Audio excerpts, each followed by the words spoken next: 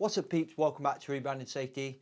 If you're new here, Rebranding Safety is changing the perception of health and safety, and we do that right here on the YouTube channel. We do that on the podcast as well. This video is a pod clip from a podcast. You can get the podcast on pretty much any platform. Just search Rebranding Safety. Rebranding Safety is sponsored by Paradigm Human Performance HSE subscription service, the perfect solution for those of you in small, medium-sized enterprise that feel like you're just spinning loads of plates all the time.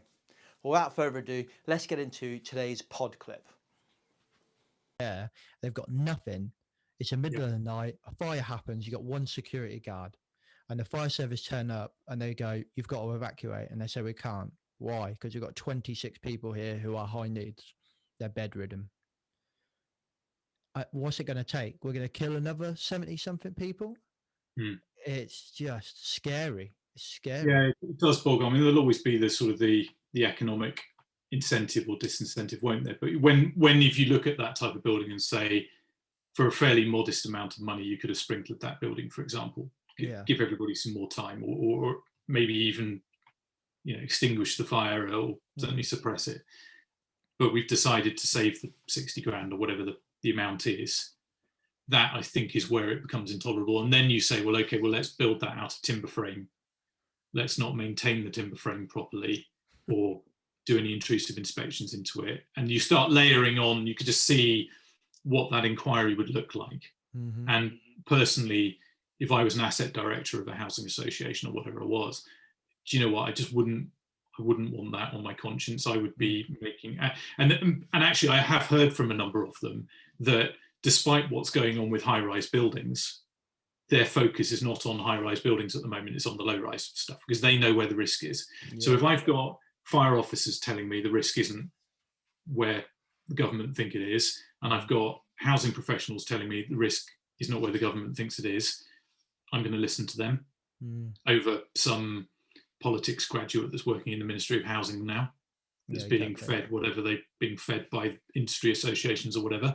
I'll go to the people that turn up to the fires and I'll listen to them, thank you very much. And if they're saying this is where our concern is, but that's nowhere near Dame Judith Hackett's scope at the moment, it doesn't mean to say that risk's gone away.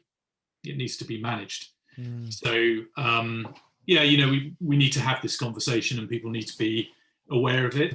And on the flip side, I think I know there's thousands of people living in flats at the moment that genuinely believe every night they go to bed, they're going to die in a hideous fire. Wow. That's the level of panic, if you like. We've got people that are buying, going on Amazon and buying ladders that they can throw over their balcony. They're buying fire extinguishers. They're petrified for what is actually, we're looking for it and saying, well, where's the real risk here? We can't see it, certainly not in relation, but they're being told, you've got a flat that's worthless, it needs millions of pounds worth of work doing to it because it could be the next Grenfell. Nobody can buy or sell. We need to put people here in high-vis jackets wandering around sniffing for smoke with a squirty air gun horn. Most of the time they're watching Netflix, playing on their mobile phones and chatting outside. That's the objective evidence that comes, as you can imagine, the sort of the human fire alarm waking watchman or woman. And that's the reality of where we are today. It's one of those things that if you talk to somebody new about this and you start explaining it, they look at you and say, well, this can't possibly, you're making something up. And the more you dig, the worse it gets, or the more the contagion spreads. And there really does need to be some kind of appliance of common sense here, really, and to get the market stabilised again and actually prioritise the government, for example. Have you heard of the Building Safety Fund that the government put up? So it's a cladding remediation fund or lottery, but they're applying the money, which is insufficient anyway, on a first come first served basis. So you could be number 25 in the queue and you get to number 25 or number 250 and the money's run out, but actually you could be the highest risk building in the country, but there's no cash because it's a first come first served application rather than putting. So my view always was we need to score all of these buildings on risk, and then we need to say, right, okay, where is the risk appetite, and who's got the highest number, right? And then start working your way down the list to below where the risk appetite is. But we could well be remediating loads of buildings at taxpayers' expense that either didn't need it or didn't need it as badly as the ones that then don't get funded.